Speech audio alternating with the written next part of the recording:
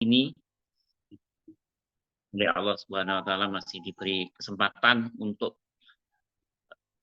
beribadah, masih diberi kesehatan, bahkan masih diberi umur. Ini anugerah yang tiada tara, tiada hingga, anugerah ini. Yang kedua, salawat serta salam semoga selalu tercurahkan kepada Nabi kita Sayyidina Muhammad SAW, dengan kita nanti berharap syafaat dari Rasulullah ketika di alam barzah maupun di akhirat nanti. Bapak Ibu jamaah kajian kitab Hikam pada pagi hari ini, pekan lalu kita sudah mendapatkan ilmu tentang bahwa Allah itu sesungguhnya dekat dengan kita, sejauh mana kita berusaha untuk juga dekat kepada Allah. Karena itu lanjutan dari kajian minggu lalu atau hari Jumat lalu, kita akan mendapatkan wawasan baru, ilmu baru lagi dari Ustaz Adim. Karena itu kita awali dengan membaca suratul Fatihah. Semoga kajian pada pagi hari ini bermanfaat untuk kita semua. Biridho ilahi ta'ala wali rasulillahi sallallahu alaihi wasallam. Lahumul Fatihah. Bismillahirrahmanirrahim. Alhamdulillahirabbil alamin arrahmanir rahim maliki yaumiddin. Iyyaka na'budu wa iyyaka nasta'in ihdinas siratal mustaqim. Shiratal ladzina an'amta 'alaihim ghairil maghdubi 'alaihim waladdallin. Rabbi ighfirli wa liwalidayya amin.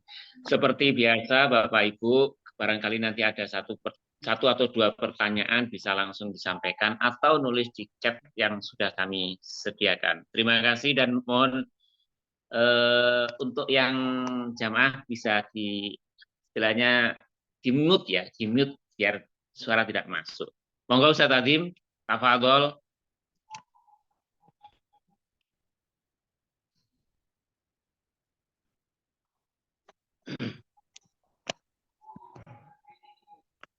Bismillahirrahmanirrahim. Assalamualaikum warahmatullahi wabarakatuh. Bismillahirrahmanirrahim. Wa syukrulillah wa salatu wassalamu ala rasulillah Sayyidina wa habibina Muhammad bin Abdullah. Asyhadu an la ilaha illallah wa asyhadu anna Muhammadan abduhu rasuluh la nabiyya ba'da. Allahumma salli wa sallim ala Sayyidina Muhammad wa ala ali Sayyidina Muhammad kama sallaita ala Sayyidina Ibrahim wa ala ali Sayyidina Ibrahim fil alamin innaka Hamidul Majid. Amma ba'd. Bismillahirrahmanirrahim. Allahumma salli ala Sayyidina Muhammadin tibbil qulubi wa dawa'iha wa afiyatil abdani wa shifaiha wa nuril absari wa dhiya'iha wa qutil arwahi wa ghidaiha wa ala alihi wa sahbihi sallim. Allahumma salli wa sallim barik ala Sayyidina Muhammadin abdin qalat khilatuh wa rasulullahi wa silatu antal haya ilahi wa likulli karbin azim wa farrij anna mana bisri. Bismillahirrahmanirrahim. Allahumma salli ala Sayyidina Muhammadin al-Fatih lima akhrik wal khatmi wa sabaq nasir al-haq bil haq wal hadi ila suratikal mustaqim wa ala alihi wa sahbihi haqqa qadrihi wa miqdar azim. Allahumma salli ala Sayyidina Muhammad salatan tuwasi'u biha lana tuwasi'u bi alaina al-arzaq wa tuhassinu biha lana al-akhlaq wa ala alihi wa sahbihi wa sallim. Allahumma salli ala Sayyidina Muhammadin salatan tuballighuna wa ahlana wa jama'atana biha hajja baitikal haram wa ziyarati qabri nabik ali abdullah salatu salam fi afiatin wa salamatin wa lutfin wa bulughil maram wa ala alihi wa sahbihi tasliman katsira. Amma ba'd. Alhamdulillah, bersyukur kita semua kepada Allah Subhanahu wa taala atas segala nikmat dan karunia-Nya. Kita masih diberikan sempat dan sehat, kita masih diberikan panjang umur. Mudah-mudahan kesempatan yang ada ini kita gunakan dengan sebaik-baiknya dan tidak menyia-nyiakannya, dan kita termasuk orang yang beruntung kelak di akhirat. Amin ya rabbal alamin. Salawat dan salam tetap tercurah kepada junjungan kita Nabi Muhammad sallallahu alaihi wasallam, panutan dan junjungan kita. Mudah-mudahan kita semua kelak mendapat syafaat Nabi Muhammad sallallahu alaihi wasallam. Amin ya rabbal alamin. Bapak Ibu yang dirahmati Allah Subhanahu wa taala, seperti biasanya kita fatihai guru-guru kita, orang tua kita yang telah mendahului kita dalam keadaan iman dan Islam, dan mudah-mudahan mereka senantiasa diberikan rahmat, mereka diberikan maghfirah oleh Allah Subhanahu wa taala, yang sehat ya, guru kita, orang tua kita, mudah-mudahan mereka diberikan panjang umur, keberkahan usianya, keberkahan keluarganya. Amin ya rabbal alamin. Lahumul Fatihah. A'udzu billahi minasy syaithanir rajim. Bismillahirrahmanirrahim. Alhamdulillahi rabbil alamin. الرحمن الرحيم مالك يوم الدين إياك نعبد وإياك نستعين اهدنا الصراط المستقيم صراط الذين أنعمت عليهم غير المغضوب عليهم ولا الضالين آمين. Teruntuk anak-anak kita yang sedang menuntut ilmu, anak atau cucu atau keturunan kita dimanapun berada yang di pesantren, yang menuntut ilmu agama dan juga di berbagai jenjang SD, SMP, SMA atau yang di TK. Mudah-mudahan mereka diberikan kemudahan mendapatkan ilmu yang manfaat, barokah, dan keberkahan ilmunya untuk dirinya, keluarganya, khususnya kepada orang tuanya, dan umumnya untuk bangsa Indonesia. Al-Fatihah. A'udzu billahi minasyaitonir rajim. Bismillahirrahmanirrahim. Alhamdulillahi rabbil alamin. الرحمن الرحيم مالك يوم الدين إياك نعبد وإياك نستعين اهدنا الصراط المستقيم صراط الذين أنعمت عليهم غير المغضوب عليهم ولا الضالين ربي اغفر لي ولوالدي وللمؤمنين آمين. Al-Fatihah. Berikutnya untuk kita yang hadir ya di pagi hari ini atau yang belum hadir, mudah-mudahan Allah berikan kemudahan dari berbagai kesulitan, Allah berikan sehat, Allah berikan kebugaran, sehat walafiat, jasmani dan rohani. Mungkin ada yang sakit ya, mudah-mudahan diberikan kesabaran dan diberikan ridho di dalam menghadapi sakit, dan insya Allah sakit atau menjadi pelebur dosa, dan tentunya mudah-mudahan kita diberikan sehat walafiat ya, sehat dan bugar kembali seperti sedia kala, dan insya Allah bisa beraktivitas, bisa menggunakan sehatnya untuk mendekatkan diri kita kepada Allah Subhanahu wa taala. Al-Fatihah. A'udzu billahi minasy syaithanir rajim. Bismillahirrahmanirrahim. Alhamdulillahi rabbil alamin. Ar-Rahmanir Rahim. Maliki yaumiddin.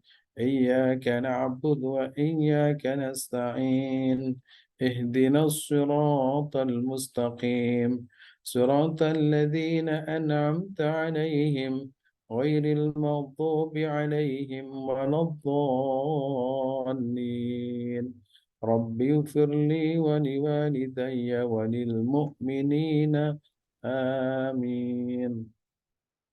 Dan untuk kita yang punya niat menunaikan ibadah haji, yang punya niat untuk pergi umrah, mudah-mudahan Allah Subhanahu wa taala memberikan kepada kita panjang umur. Allah berikan kepada kita sehat walafiat. Allah berikan kemurahan rezeki.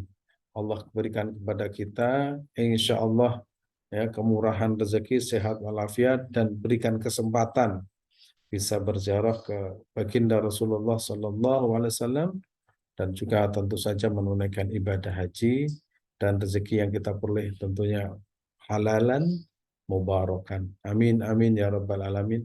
Al-Fatihah. A'udzu billahi minasy syaithanir rajim. Bismillahirrahmanirrahim. Alhamdulillahi rabbil alamin. Ar-Rahmanir Rahim. Maliki yaumiddin. إياك نعبد وإياك نستعين اهدنا الصراط المستقيم صراط الذين أنعمت عليهم غير المغضوب عليهم ولا الضالين رب اغفر لي ولوالدي وللمؤمنين آمين. Terima kasih. Bismillahirrahmanirrahim. Alhamdulillah Rabbil Alamin. Wassalatu wassalamu ala ashrafil anbiya wal mursalin. Sayyidina wa habibina Muhammadin wa ala alihi wa sahbihi ajmain amma ba'd. Bapak Ibu yang dirahmati Allah Subhanahu wa taala, pada pertemuan sebelumnya kita membahas makalah yang ke-17 di mana Ibnu Athaillah rahimahullah menyampaikan ma taraka minal jahli syai'an man arada ay yuhditha fil waqti ghayra ma adharallahu fihi. Ya, yaitu diterangkan ya, termasuk di situ orang yang dikatakan bodoh yaitu siapa yang berusaha akan mengadakan sesuatu dalam satu masa selain daripada yang dijadikan oleh Allah Subhanahu wa taala di masa itu. Sehingga orang yang dikatakan amat bodoh adalah orang yang mengadakan sesuatu yang tidak dikehendaki oleh Allah Subhanahu wa taala. Maka hari ini kita akan membahas sifat bodoh yang dikemukakan oleh Ibnu Athaillah, yaitu menunda kesempatan. Sempat sehat, kuat, semuanya ada, tapi kita mengatakan entar aja. Nah, sebagai ilustrasi yang sederhana dan sering kita lakukan adalah ketika kita bangun tidur. Begitu kita ingin melaksanakan sholat malam, kemudian kita bangun jam 3, kemudian kita melihat jam. Ntar aja deh, nah, ntar aja, nanti saya akan bangun jam 3:30. Begitu lihat jam 4, dia menunggu, ntar kalau sudah jam 4. Sampai akhirnya bangun itu jam 5, subuh sudah masuk, bahkan sudah kelewatan. Maka orang tersebut disebut dengan bangsawan, yaitu bangsa tangyawan. Ya, jadi mereka itu menjadi bangsawan. Nah, alasannya Pak, menunda, ntar aja. Sedekah juga seperti itu, punya uang misalkan 10.000 atau 20.000 atau 50.000, masuk ke sebuah masjid, dia mengatakan, ntar saya masukkan ke kotak amal. Nah, begitu ditunda nanti, nah, kalau ada es krim maka dibelikan es krim. Dan itu sering terjadi, maka siapapun sering mengalami yang seperti itu. Dan itu sebenarnya sederhana, dan itu terjadi kepada siapa saja dan di mana saja. Orang mau menunaikan ibadah haji, punya uang jumlahnya 200 juta. Dia mau daftar, ternyata ada mobil yang murah. Nah ini mobil yang murah, dia mikirnya begini, ntar saya belikan mobil, ntar waktu haji udah dekat, maka saya akan jual dan nanti akan dapat untung. Padahal kontraknya dengan Tuhan yang Maha Kuasa, janjinya itu akan menunaikan ibadah haji. Begitu mendekati waktunya, dijual nggak laku-laku, akhirnya mobilnya ketabrak dan tidak bisa berbuat apa. Maka menunda itu adalah sebuah kebodohan. Sama, sudah usia misalkan 40 tahun. Kenapa kamu nggak rajin? Ntar aja kalau sudah 50 saya rajin ke masjid. Nah, itu namanya menunda. Jadi menunda itu sifat manusia yang sangat buruk. Karena dia itu sebenarnya kan tidak tahu masa depan seperti apa. Maka jangan sampai kita itu termasuk orang yang menunda-nunda kebaikan, apalagi untuk kepentingan yang sifatnya duniawi. Maka Nabi Muhammad SAW menganjurkan kalau Anda masuk waktu pagi jangan menunggu sore. Artinya kalau kita ada sempat sekarang itu jangan kemudian entar. Ya, kalimat entar itu membahayakan, bahkan akan menjadi penyesalan selama-lamanya. Makanya pernah saya sampaikan, orang di dunia itu bodoh semua. Dan nanti kalau setelah di akhirat dia itu akan pinter semua. Nah, dipinterkan oleh Allah SWT. Bagaimana pinternya? Ternyata telah di akhirat dia itu tahu pentingnya sholat, pentingnya zakat, pentingnya haji, pentingnya zikir, pentingnya zakat, semuanya penting. Padahal waktu di dunia dia tidak mengerti, tapi oleh Allah dimengertikan. Tapi sayang setelah dia itu pintar, ternyata dia itu sudah ditubing api neraka. Dia tidak bisa berbuat apa-apa. Maka Ibnu Athaillah secara khusus membahas tentang menunda.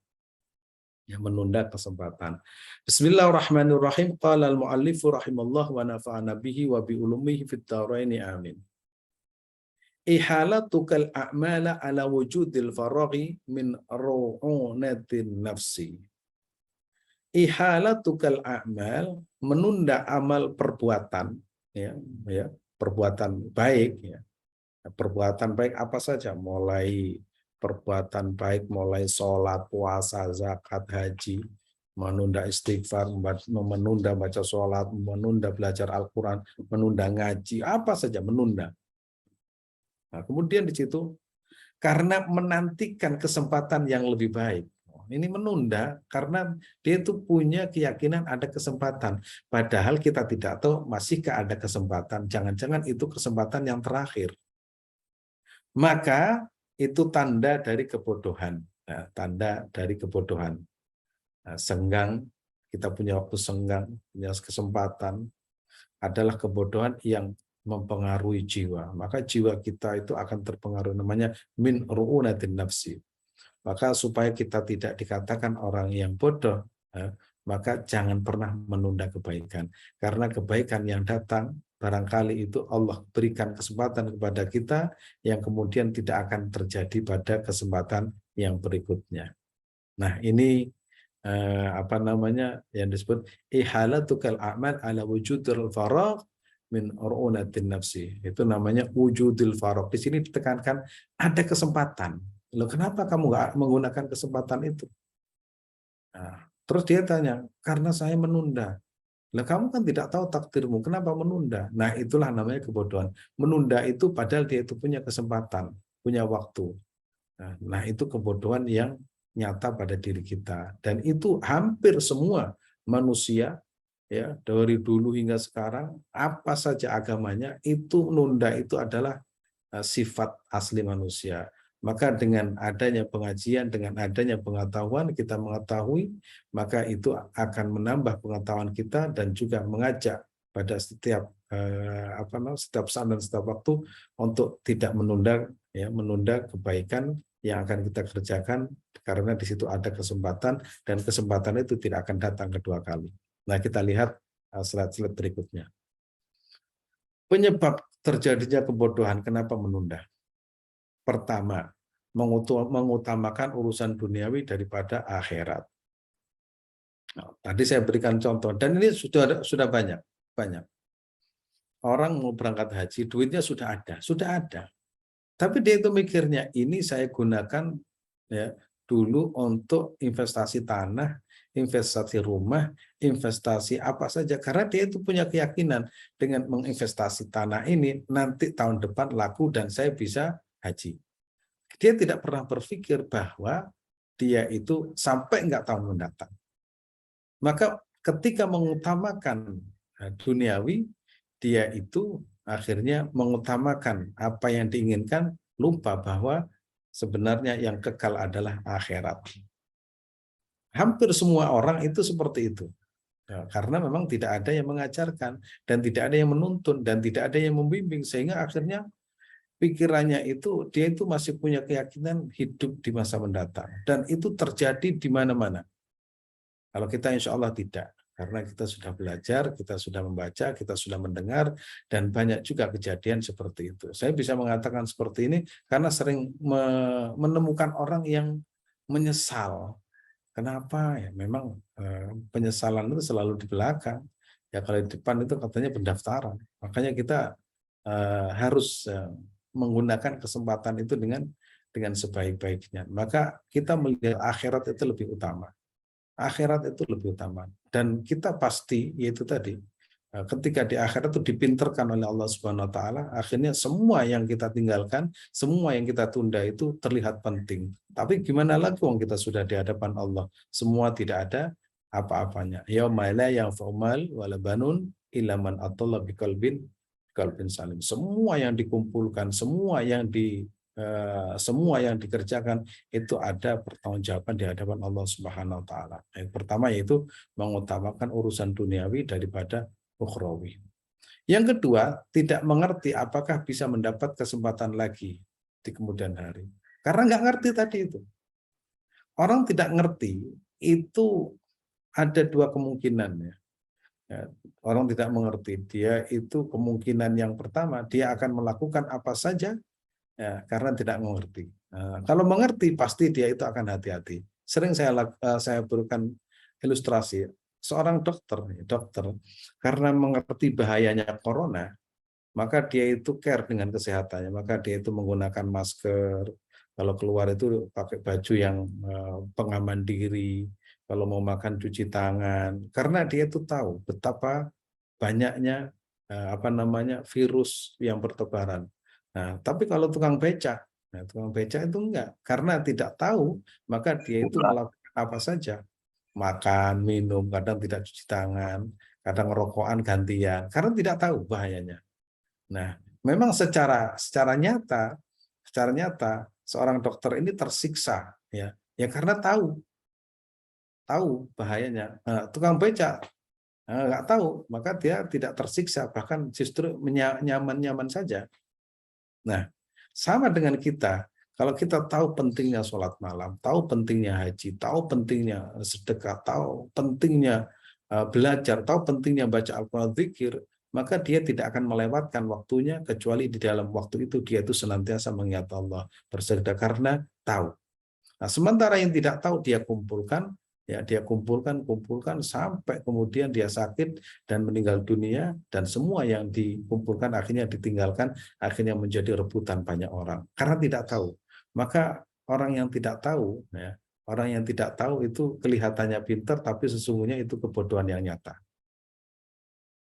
Nah, kalau sudah tahu pentingnya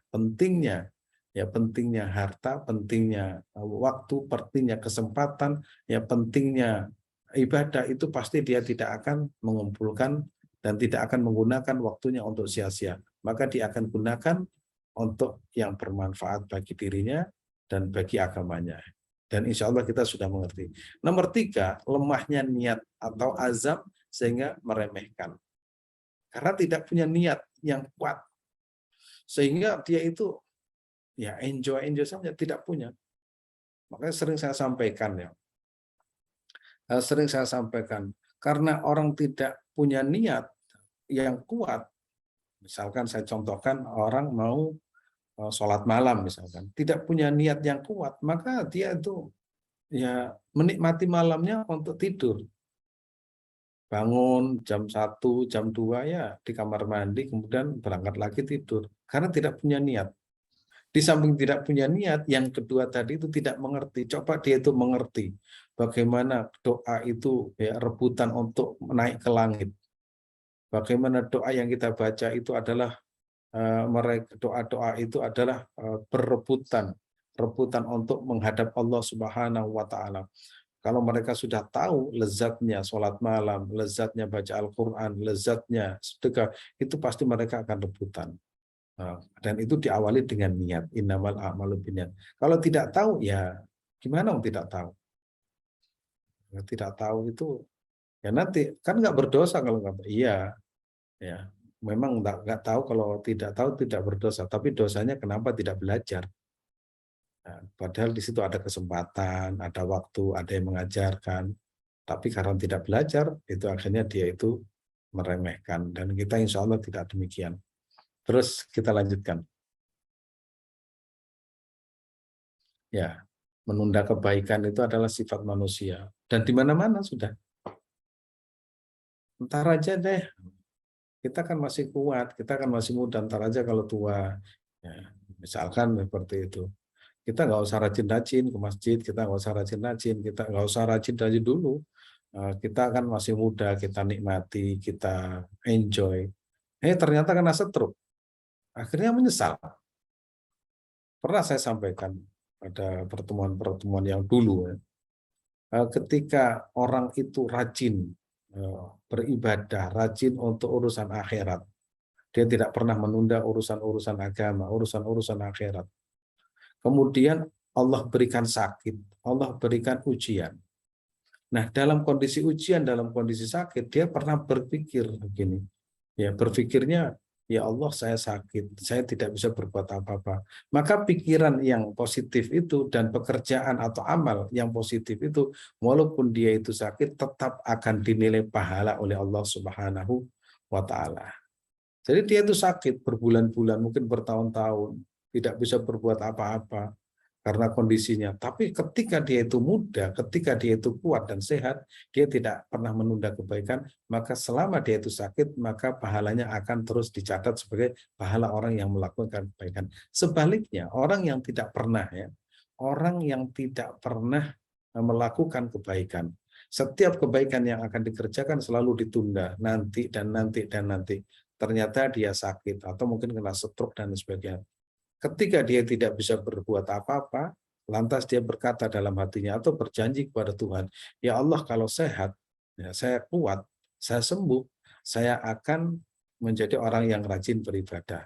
Nah, itu akan dikatakan paling kamu kalau sehat akan seperti semula. Nah, ya, kalau sehat itu pasti semula. Ini hanya janji palsu atau jambu. Jambu itu janji busuk katanya. Nah, makanya ini sering kali terjadi. Makanya kadang kalau kita melihat orang sakit kadang nangis. Gitu. Saya sering mengunjungi orang sakit nangis. Kenapa? Kenapa waktu saya bersama teman-teman, bersama di perumahan, di kampung, waktu itu jarang ke masjid. Saya sebenarnya ingin ke masjid saat ini, tapi nggak bisa apa-apa. Ya memang sudah takdirnya seperti itu.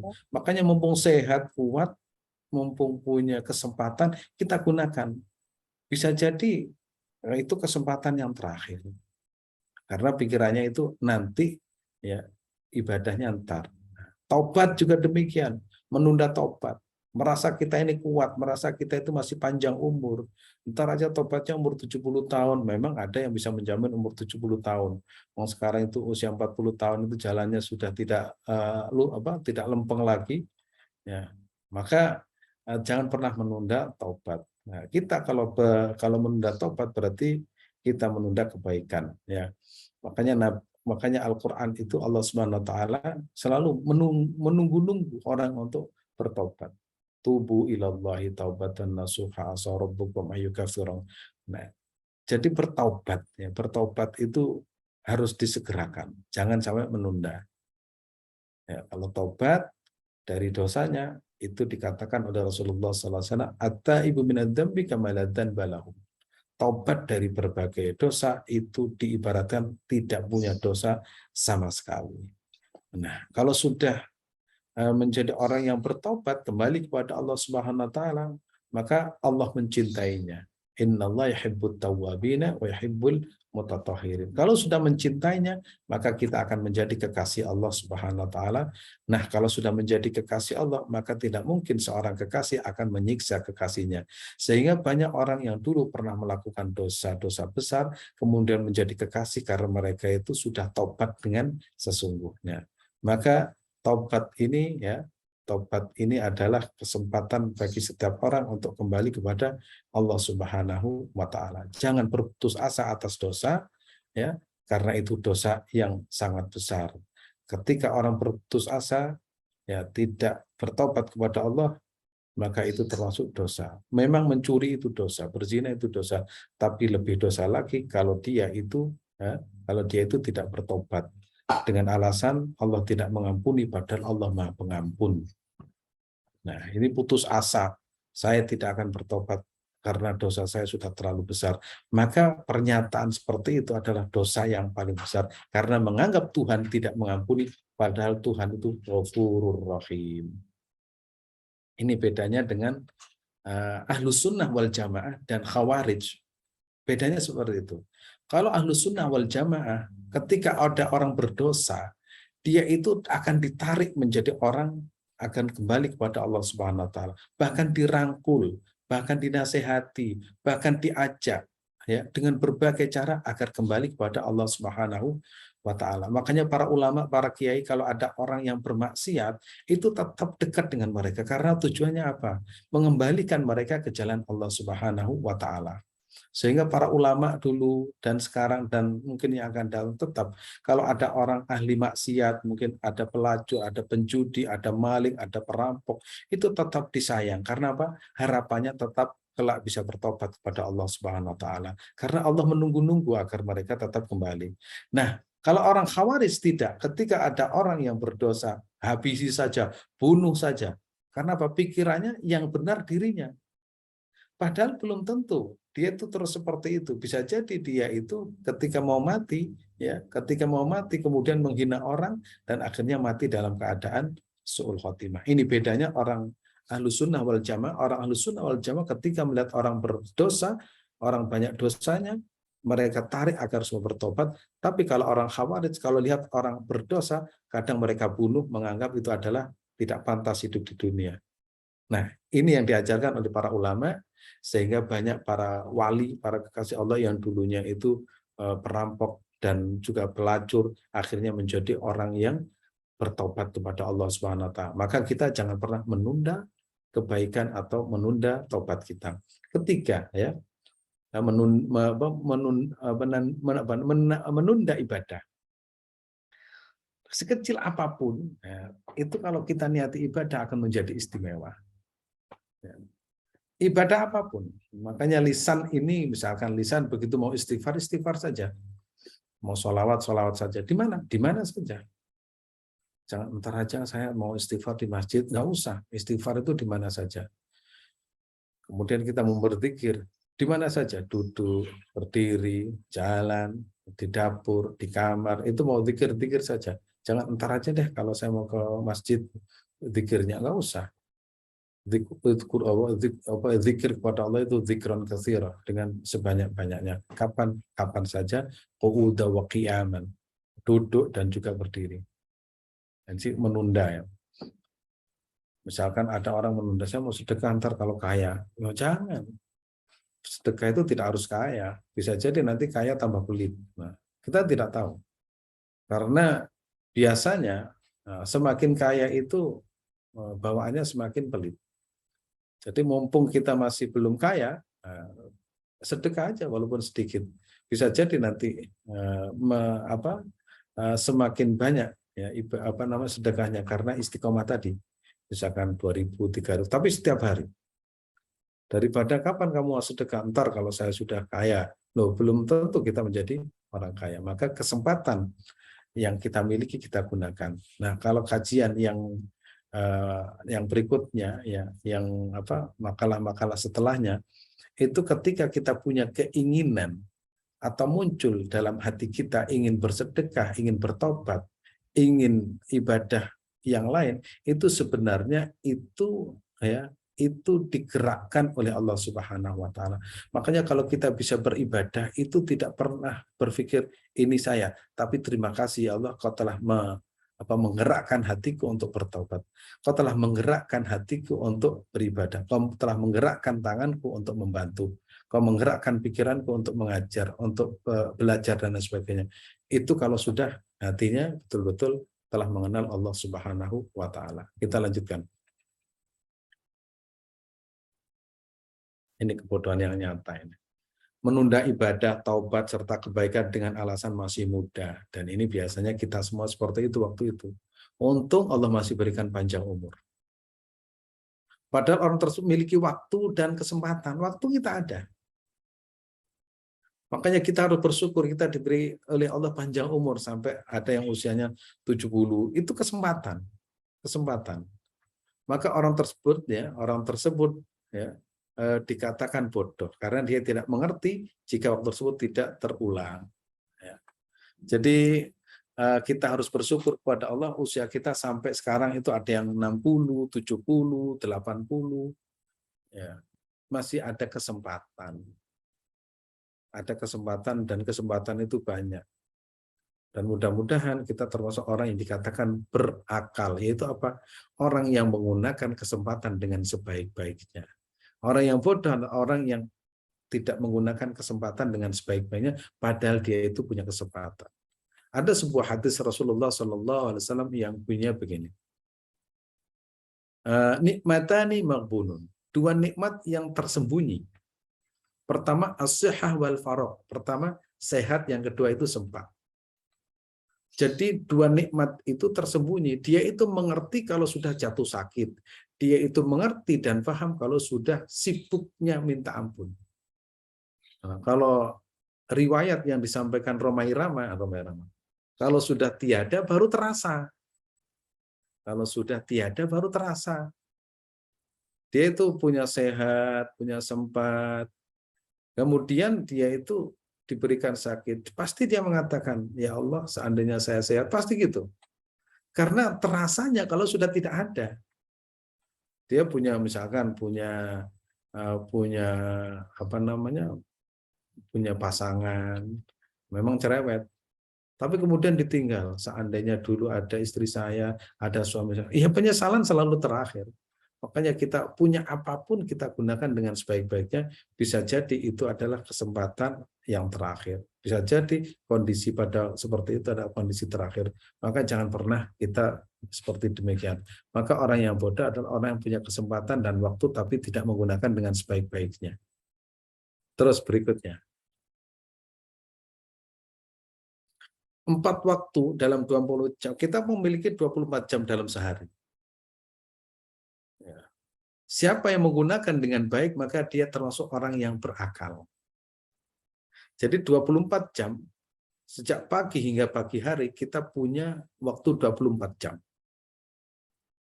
Kalau kita bisa menggunakan dengan sebaik-baiknya, itulah orang yang disebut dengan orang yang menggunakan akalnya, itu wal akil.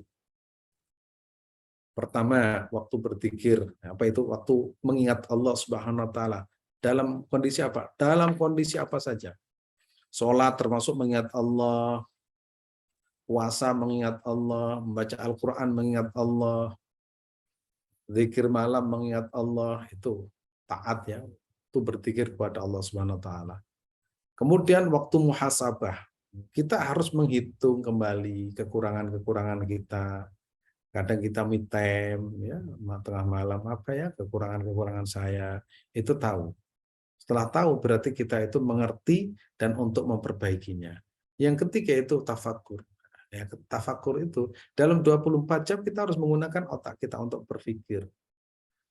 Makanya kalau orang menggunakan apa namanya otaknya untuk berpikir, itu disebut dengan orang yang istimewa karena dia itu terus berpikir dan berpikir untuk kebaikan.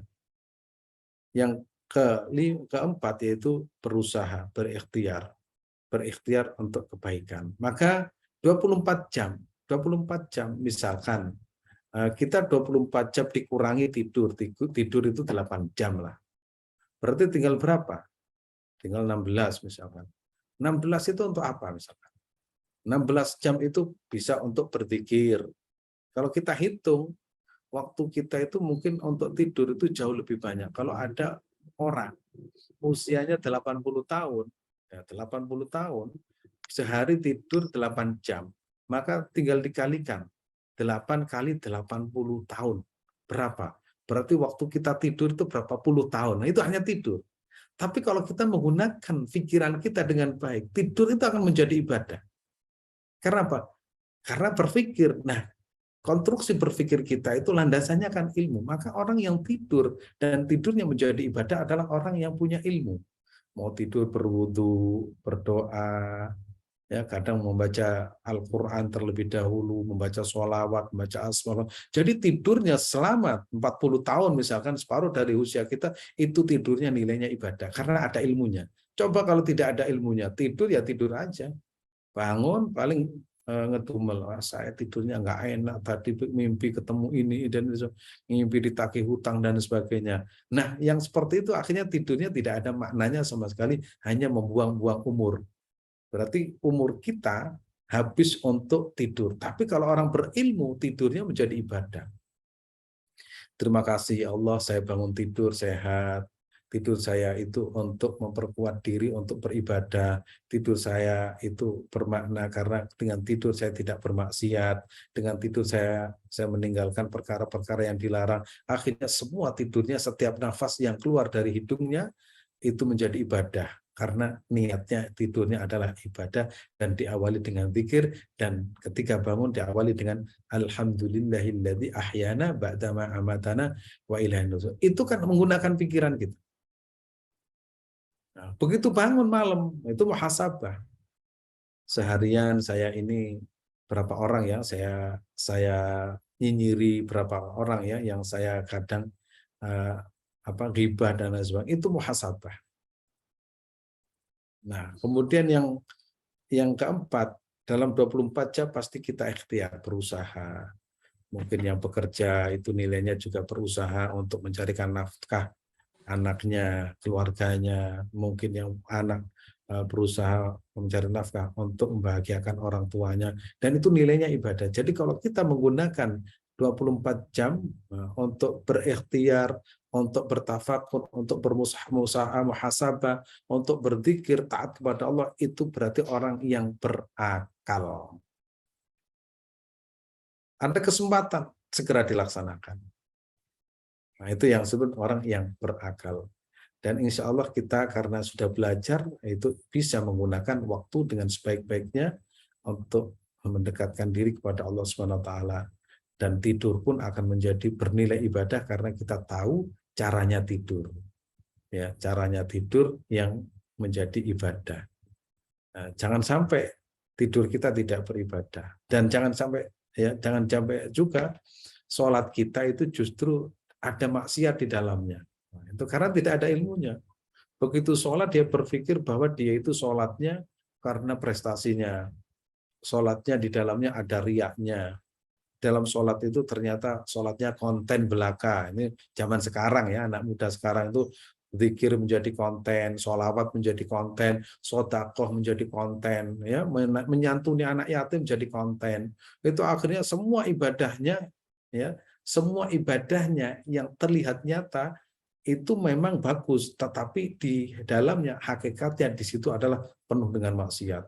Sodakoh mendatangkan sekian banyak orang, niatnya itu baik secara zahir, tapi di dalamnya adalah mengeksploitasi anak yatim.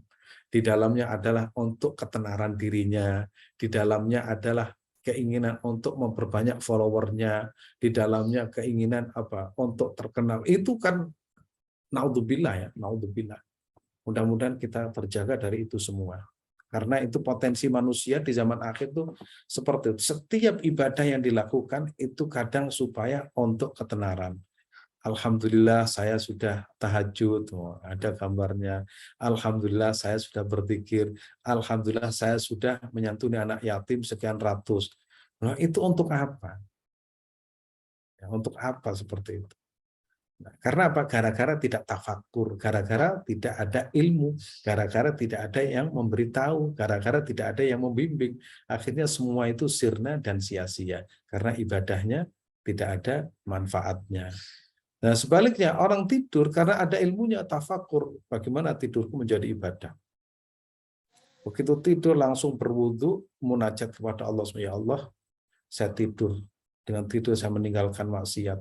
Dengan tidur saya memperkuat diri, besok bisa bangun pagi, besok bisa bekerja. Akhirnya tidurnya itu setiap nafas menjadi nilai ibadah. Mudah-mudahan kita senantiasa dijaga oleh Allah Subhanahu wa taala. Kita lanjutkan.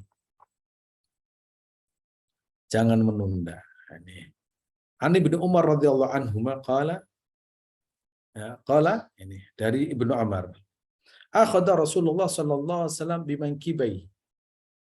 Faqala. Nah, ini katanya Ibnu Umar, ya, anaknya Umar, dari Ibnu Umar radhiyallahu anhu qala, akhadha telah memegang atau ya apa? Tangannya itu di pundaknya, ya, memegang kedua pundakku. Katanya itu. Rasulullah memegang kedua pundakku. Faqala, kemudian Rasulullah sallallahu alaihi wasallam berkata, nah, seperti kita gambarkan, kita punya anak terus pundaknya itu dipegang. Nah, gitu. Faqala kun fid dunya ka'annaka gharibun aw 'abiris sabil aw 'abiris sabil. Kun, jadilah engkau fid dunya, di dunia ini, ka'annaka, seolah-olah engkau gharibun, orang yang asing, orang yang mengembara, aw 'abirus sabil. Abirus sabil itu apa? Orang yang sedang mengembara. Contoh begini. Orang Indonesia yang kerja di Hong Kong atau kerja di Korea atau kerja di Arab Saudi, dia itu punya target, saya 2 tahun saja. Karena dia itu punya target 2 tahun, akhirnya dia itu bekerja sungguh-sungguh untuk mengumpulkan bekal, karena dia tidak niat tinggal di situ, tapi niatnya kembali ke negerinya. Apa negerinya? Indonesia. Di situ akan membangun keluarganya, menata keluarganya, menyekolahkan anaknya, dan lain sebagainya. Karena itulah selama 2 tahun dia akan sungguh-sungguh, karena dia itu menganggap di situ adalah abirus sabil, sungguh-sungguh. Sama kita di dunia ini sementara, maka kita kumpulkan sebanyak-banyaknya bekal untuk akhirat. Nah, kalau orang sudah mengerti seperti itu berarti orang yang cerdas, orang yang berakal. Nah, ini disebut dengan gharibun au abiris sabil. Itu orang-orang yang rasa asing atau pengembara. Yang namanya pengembara ya sebentar. Kalau mengembara selama itu namanya bukan pengembara. Nah, di dunia itu diibaratkan para pengembara. Maka kita ini adalah para pengembara.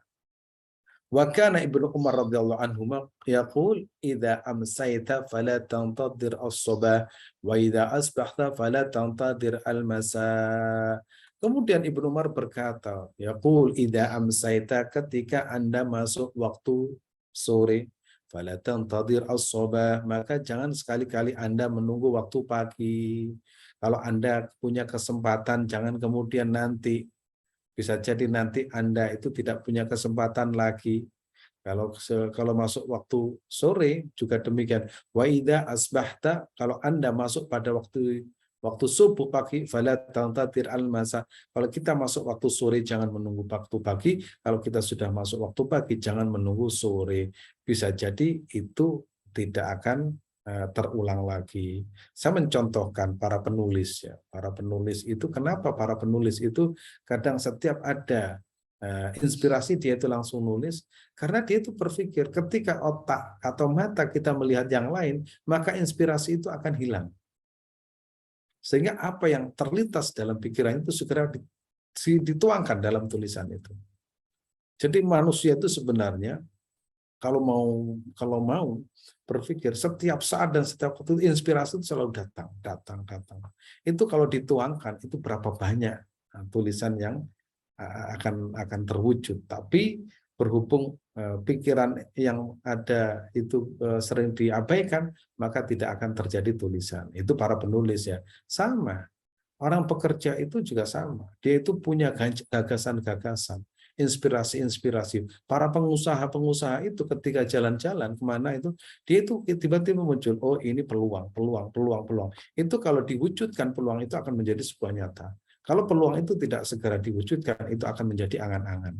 Maka kalau kita pada waktu pagi, ini kesempatan kita untuk ibadah.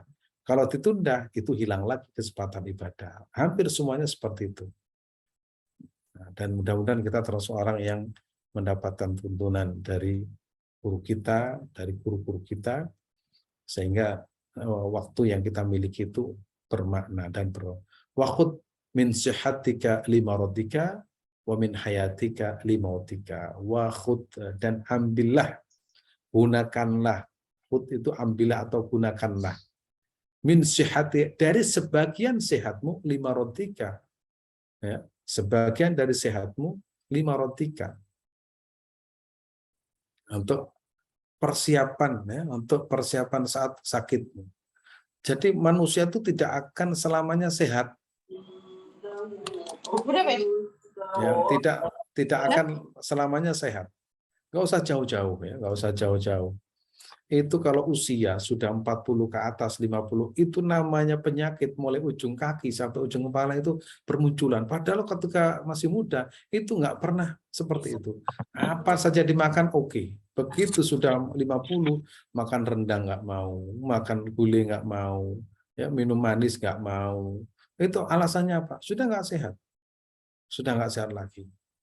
Nah, itu pasti sakit. Nggak ada orang, saya sehat terus, nggak ada. Maka kalau orang tahu pasti suatu saat sakit, pasti dia akan menggunakan sehatnya untuk sebaik-baiknya. Karena ketika sakit dia tidak bisa beribadah. Nah, tidak bisa beribadah. Tetapi dalam kajian nanti, sakit itu akan menjadi ibadah. Kapan? Ketika sakit itu kita ridho dengan sakit kita. Nah, tapi ya kita pasti akan memilih sehat. Nah, kalau orang sehat itu kita mencari, ya, berangkat ke masjid, bersedekah. Tapi kalau sakit, ya, rezekinya datang kepada kita. Dengan kita menerima, akhirnya kita dapat rezeki, yaitu pahala. Tapi kan nggak mau. Ya sudah, saya daripada sehat, saya sakit saja biar tidak ke masjid. Ya, tapi kan nggak ada yang mau seperti itu. Hanya kita harus menggunakan pikiran kita, ya sudah, kalau kita sehat, kita gunakan dengan sebaik-baiknya. Mudah-mudahan sampai tua pun kita tetap sehat. Ini logika syukur itu begitu ya. Logika bersyukur itu demikian. Nah, saya pernah memberikan contoh. Ada orang diberikan umur misalkan 80 tahun. Kemudian dia ditawari, kamu ingin sehat dulu ya, sehatnya engkau gunakan untuk kebaikan-kebaikan, kamu diberikan kaya untuk kebaikan-kebaikan, atau kemudian sebaliknya, Anda melarat dulu, sakit dulu, kemudian 40 tahun kemudian sehat. Pilih mana? Sehat dulu atau sakit dulu? Biasanya orang akan memilih sakit dulu, pasti ketika sehat di usia yang selanjutnya terasa nikmat. Tapi logika bersyukur enggak?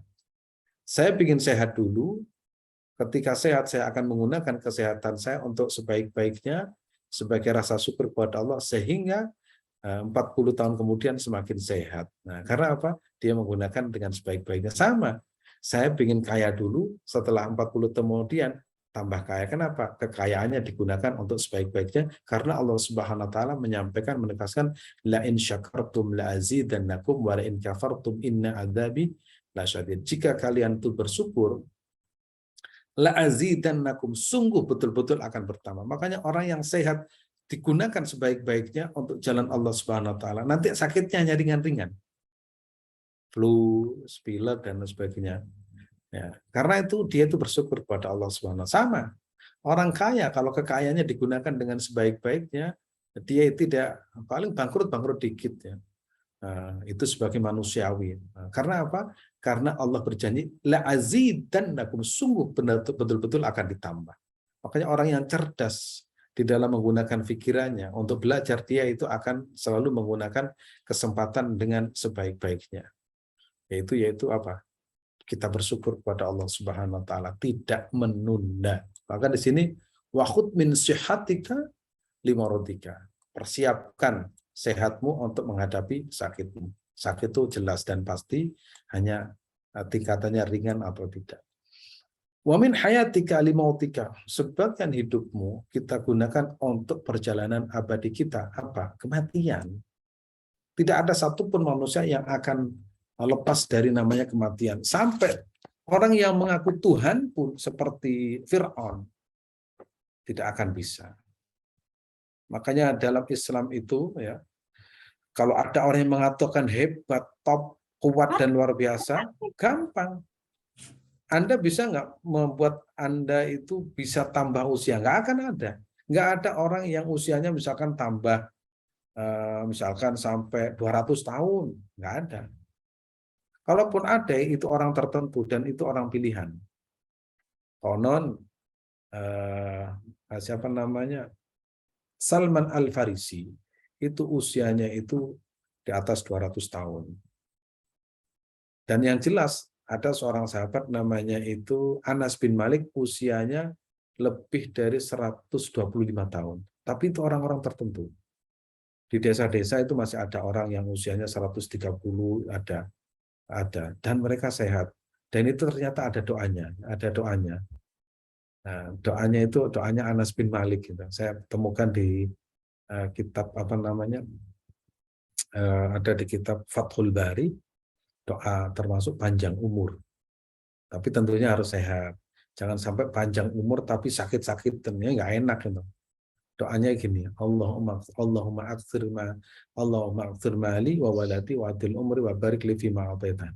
Itu ternyata doa Rasulullah kepada Anas bin Malik waktu masih usia 10 tahun. Dadanya dipegang, Allahumma akthir malahu wa waladahu wa adil umrahu wa barik lahu fima ataitan. Ya Allah, panjangkan, banyakkan hartanya, wa adil umrahu, dan panjangkan usianya, wa aghfir Allahumma aghfir malahu wa ya Allah, ya Allah, banyakkan hartanya dan banyakkan anaknya dan panjangkan usianya dan berkailah apa yang Engkau berikan kepadanya. Kemudian para ulama ahli bahasa membolehkan dhamir, ya, dia diganti dengan saya. Misalkan ya Allah, ya aghfir mali, Allah banyakkan hartaku, wa aghfir wa Allah mali wa waladi, dan banyakkan anakku, wa'atil umri dan panjangkan usiaku, wa barik li fima ataitini, ya Allah berkailah apa yang kau berikan kepadaku. Dan itu digunakan oleh para ulama. Ada seorang kiai saya tanya, anaknya 7 atau 10. Ada yang jurusan kedokteran usia semester 7 itu sudah hafal Al-Qur'an dan sudah siap untuk menjadi dokter. Itu saya tanya. Pak Kiai ini saya tanya, Pak Kiai apa doanya kan? Itu loh yang di kitab Bukhari, doanya Nabi Muhammad kepada Sayyidina Anas bin Malik. Nah, memang Anas bin Malik itu seperti itu. Anas bin Malik itu usianya 125 tahun, anaknya di atas 100 ya, ada yang mengatakan 130, ada yang lebih mengatakan itu kurang dari itu, pokoknya di atas 100. Kemudian sehat walafiat, ya, panjang umurnya, hartanya itu ya termasuk konglomerat di zaman Rasulullah SAW, dan ketika sahabat-sahabat wafat, beliau itu termasuk yang sehat walafiat. Di dalam kitab Al-Adhkar, itu kalau baca Quran semua anaknya datang, atau anaknya berapa itu ketika khataman lah, itu datang semua. Itu menunjukkan doa Rasulullah itu mujarab, dan itu bisa kita gunakan. Allahumma aqsir mali wa waladi wa atil umri wa barik li fima a'taitani. Nah, kalau sudah tua gimana? Misalkan usianya sudah 70 tahun. Apa kemudian kalau doa ini dibaca kemudian usianya bertambah menjadi 150 tahun? Nah, tidak, bisa jadi nanti anaknya, ya kita sudah tua mungkin. Allahumma ighfir malahu, ya Allah banyakkan harta anak saya, watil umroh, ya panjangkan usia anak saya. Nah, bisa. Kalau kamu misalkan saya kepada teman, Allahumma ighfir malaka, Allahumma ighfir malaka, ya Allah banyakkan harta engkau. Misalkan dia ya, kita minta kepada Allah teman kita doakan seperti Allahumma ighfir malahu. Kalau kita banyak, Allahumma ighfir malana wa atil umrona wa barik lana fima a'taitana. Dan itu bisa digunakan untuk kita bersama, untuk diri pribadi, untuk orang lain, untuk anak, untuk siapa saja. Coba domirnya apa namanya, k apa namanya, hu menjadi saya atau enggak. Nanti saya tuliskan dan silakan diamalkan. Ya, saya tuliskan doa itu bisa diamalkan, nanti diberikan ke anaknya, cucunya, siapa saja doa ini. Dan berdoa kepada Allah mudah-mudahan ada keberkahannya. Misalkan kalau sudah tua bukan berarti tambah usianya, itu keberkahan usianya itu muncul, yaitu sehat walafiat, fisiknya bermanfaat, pikirannya bermanfaat, dan itu barokah dari sebuah doa. Yang penting kita bisa istiqomah. Yang jelas ya, wa min hayatika limautika, hidup kita adalah persiapan untuk kematian kita, yang mana pada kematian itu akan kembali selamanya menghadap Allah Subhanahu wa taala. Mudah-mudahan kita termasuk orang yang tidak pernah menunda kebaikan. Dan setiap kebaikan kita niati dengan ibadah. Walaupun itu tidur, walaupun itu makan, kalau niatnya ibadah, insya Allah itu akan menjadi bekal kita menghadap Allah Subhanahu wa taala. Jangan sampai justru ibadah kita itu dipenuhi di dalamnya maksiat karena keinginan tenar, keinginan menjadi konten dan sebagainya. Terima kasih, saya kembalikan kepada Mas Thalib.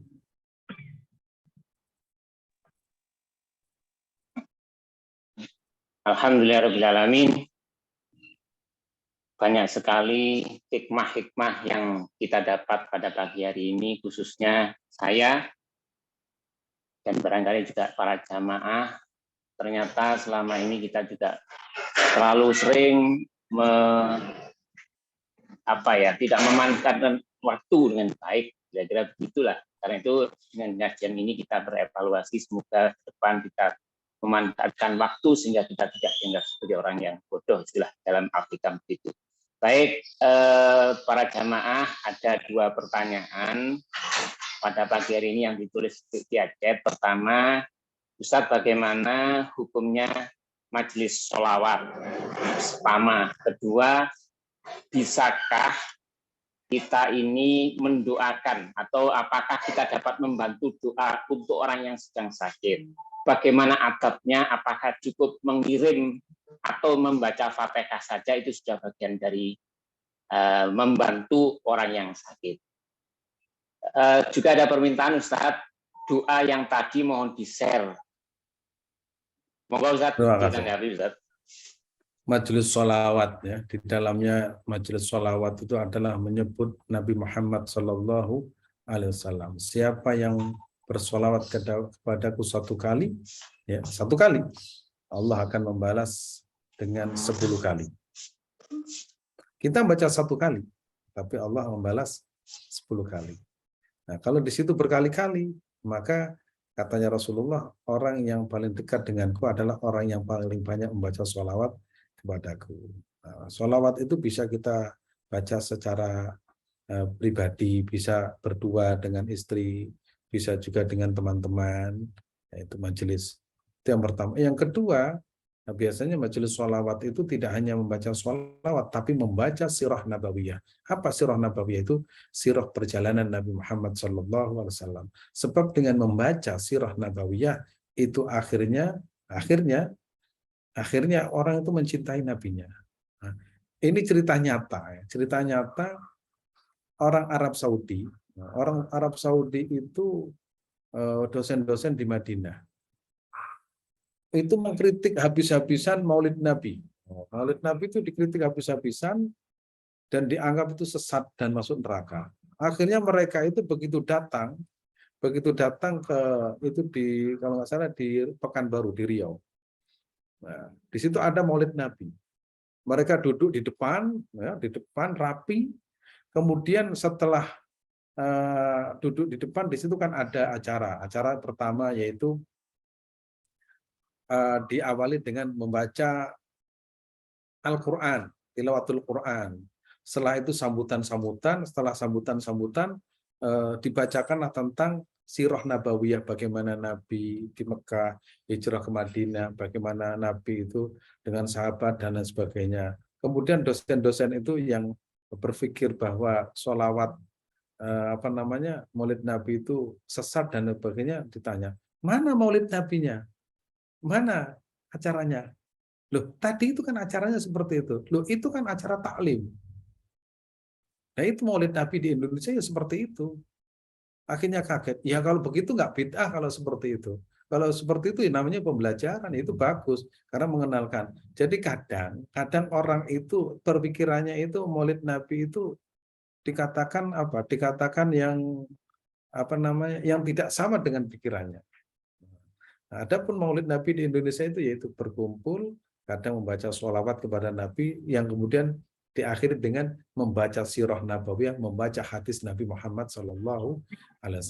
Yang kemudian dikritik oleh Mbah Hasyim Asy'ari itu adalah misalkan sholawatan, tapi isinya itu dangdutan, isinya itu laki-laki dan perempuan bersama-sama. Itu nggak boleh yang seperti itu. Kalau berkumpul satu tempat membaca sholawat kepada Nabi Muhammad, kemudian diakhiri dengan wah, itu semuanya senang karena isinya adalah bagaimana mencintai baginda Rasulullah Sallallahu Alaihi Wasallam.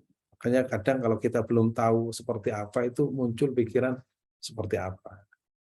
Dan insya Allah kalau kita bersolawat kepada Nabi Muhammad itu menjadi jaminan kita dilebur dosanya, dan juga insya Allah kita akan diangkat derajatnya, dan juga kita akan dikenali oleh baginda Nabi Muhammad Sallallahu Alaihi Wasallam.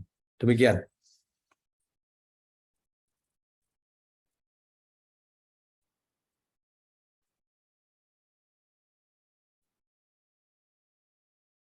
Ada lagi yang mau di... Mohon maaf, tadi ada pertanyaan lagi, bagaimana cara membantu doa? Apakah bisa membantu doa bagi orang sakit? Adabnya seperti apa? Apakah cukup dengan membaca atau mengirimkan Al-Fatihah? Begini, doa itu bisa, doa yang paling mujarab adalah doa ketika kita misalkan doa yang tidak ada di hadapan kita, mendoakan orang lain tapi orang lain itu jauh di tempat, misalkan di Jakarta dan sebagainya. Kalau kita mendoakan ya dengan kebaikan, itu insya Allah doa itu akan sampai kepada orang yang kita doakan. Makanya doa itu ya itu disebut dengan mukhul ibadah. Itu pertama. Yang kedua ya termasuk Al-Fatihah itu ya Al-Fatihah. Ini ada satu penelitian namanya bukunya itu Miracle of Water. Water ya. Itu rahasia air. Air itu yang kita bacakan Al-Fatihah, bacakan Al-Qur'an, itu kalau kemudian pesan kita positif, maka itu akan bisa memberikan kesembuhan. Makanya banyak orang yang minta tolong ya didoakan air ini, itu seperti itu. Karena air, sifatnya air itu menyimpan pesan yang kita baca. Kalau niat kita baik, itu akan menjadi pesan doa kepada orang tersebut. Sama, atau sebaliknya, misalkan kalau kita itu suka misuh-misuh ya, berkata-kata kotor terhadap air itu akan rusak. Sehingga kalau kita mengkonsumsi air yang orangnya itu nggak benar, itu akan menimbulkan penyakit. Sehingga rumah yang di dalamnya sering digunakan untuk ngaji, belajar, baca Al-Quran, insya Allah airnya itu menyimpan kebaikan dan airnya berkah. Sehingga rumah tangga yang baik itu adalah rumah tangga di dalamnya itu banyak baca zikir, karena semua yang ada di sekitarnya, mulai tumbuh-tumbuhan, mulai air dan sebagainya, itu menyimpan kebaikan. Dan termasuk kita doakan dengan baca surat Al-Fatihah, apa saja, itu kita tiupkan di air, kemudian diminumkan, itu insya Allah akan menjadi obat. Dan itu sering saya lakukan, dan termasuk saya merasakan. Ya, merasakan sakit perut, saya minum zam-zam, itu sembuh. Saya pernah umroh dulu itu, rasanya sudah mau mati di Mekah Ramadan, kemudian sebelum subuh saya minum sebanyak-banyaknya, tertidur, begitu bangun, hilang semua. Oh, saya merasakan keajaiban, gatal-gatal, sama air zam-zam. Kenapa? Karena air zam-zam itu ribuan doa, jutaan doa, Al-Quran, dan bacaan-bacaan kalimat thayyibah, zikirnya tersimpan semua, yaitu bersama orang tua. Sehingga air zam-zam itu bagus. Kita juga bisa menggunakan media namanya air. Bacakan Al-Fatihah, kita kirimkan. Biasanya seperti itu. Kalau tawaf itu bawa air, ya, bawa air, kemudian saya bawa tawaf, kemudian kalau ada orang mau melahirkan itu biasanya saya kasihkan, orang sakit lancar, biasanya begitu.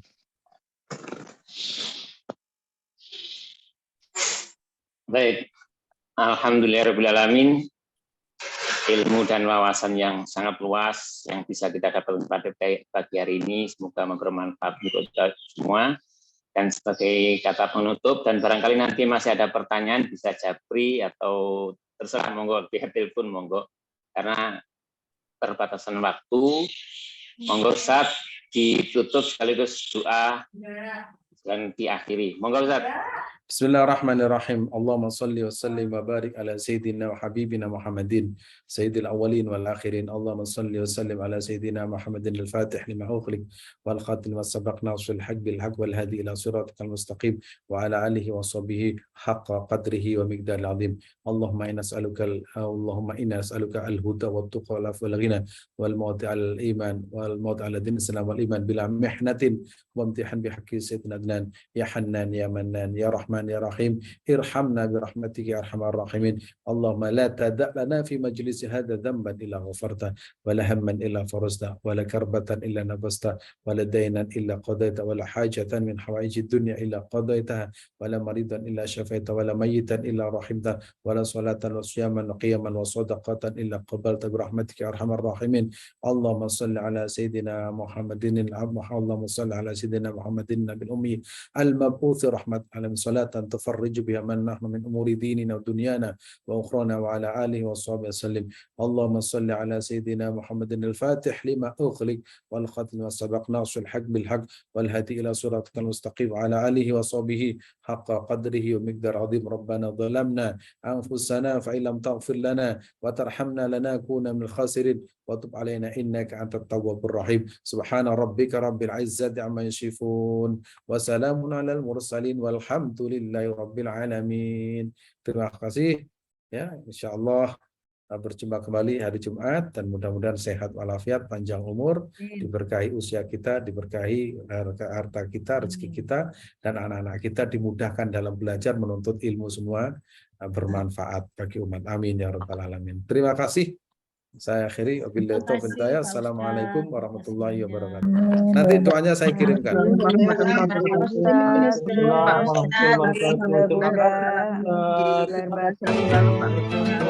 Lahir batin.